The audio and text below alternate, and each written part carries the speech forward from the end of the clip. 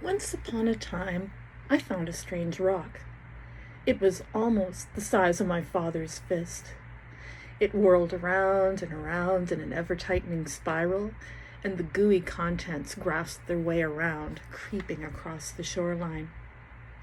I marveled at this strange creature, part rock and part goo, a tongue that expanded and contracted to drag itself around on land or in the sea. It left a glistening track behind it. I looked around the shore, but I didn't see anything else like it. I knocked the strange thing over with a piece of driftwood and watched the soft part pull itself into the rock and bar the entry with a tough, browny red membrane. I wondered what it must be like to live inside a rock. Not much room. I'd probably end up sitting on my own face. I was determined to find out, though. The next time the creature ventured out of the stone, questing around with eyes on stalks, I grabbed its body with one hand and its rock with the other, and I pulled steadily. It was tricky work, but I'm used to working with slippery things, and after a while, I slid the whole thing out. I looked at this naked little thing, and then I popped it into my mouth and swallowed it whole. I looked more closely at the opening of the rock, then held it to my ear. Far off, I could hear the ocean. Strange that it sounded far off when the sea was right there, not 10 strides away. I heard the faint sound of waves echoing within the rock, and I set it down and walked inside. The walls were smooth and wet, like melting icicles, and they shone like the aurora. I followed the curving tunnel.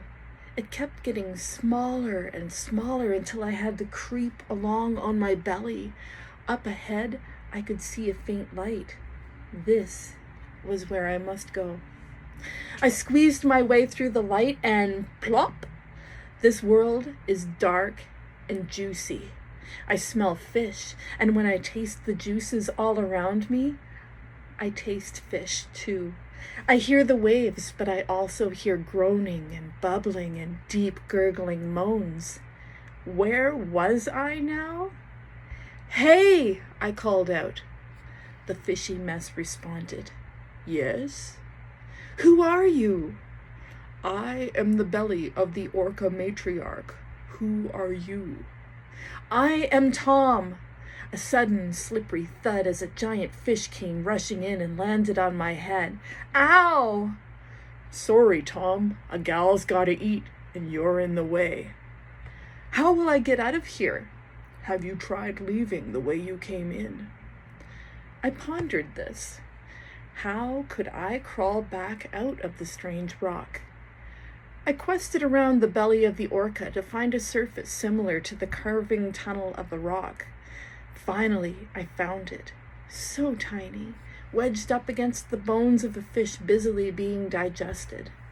I pushed my fingers inside, opened it enough so I could slide my head and shoulders inside, and then I was sliding down along the curve, picking up speed as the rock squeezed me out.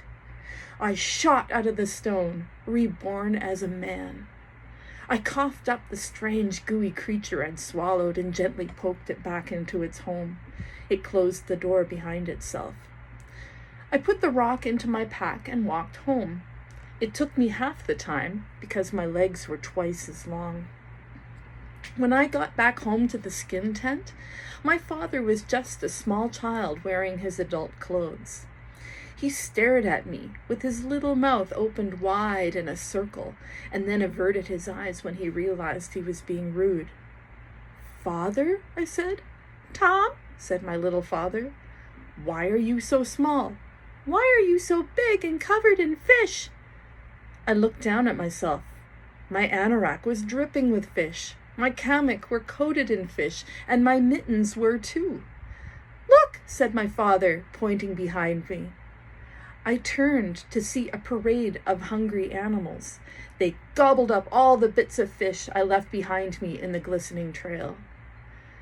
Little father grabbed his bow, but he was no longer strong enough to draw it. I took it from him with my big, strong hands and harvested wolves, foxes, weasels, gulls, and polar bears. We would not go hungry. The strange spiral stone was the answer for the times when hunting proves fruitless. Now, what would I do about my little father? After we were done the skinning and the cutting, we had enough to feed and clothe everyone in the entire camp. I pulled out the magic rock and handed it to my father. When we have run out of food, you must fill your mouth with sweet water and go all the way inside this stone. Keep going until you see a dim light, and then push through the belly of the orca matron. When you arrive, let the sweet water spill from your mouth into the orca's belly. She will appreciate the gift, as it is a precious treasure for one who lives in the salt sea. And once you have given the gift, return the way you came and put the strange creature back into its rock. For a time, we all ate well. Mother made new hammocks from the polar bear skin and lots of new warm clothes for the cold times to come. Then the hungry times returned, when the seals hid from us, the migrating caribou were nowhere to be found, and all we had left were a few scraps of fermented walrus. "It is time, Father," I said, and my tiny father swallowed the strange creature, filled his mouth with melted snow, and strode inside the rock. I walked the rock to a spot not too far from the camp, and I waited with the other brave ones for the return of my father. We waited and waited, and finally he came out. He was a big man again. I was a small boy again. He raised a fishy mitten and greeting and walked back to our igloos, leaving a trail of fish across the snow. Before long, all the hungry animals were drawn to the feast, and this is how we never went hungry again.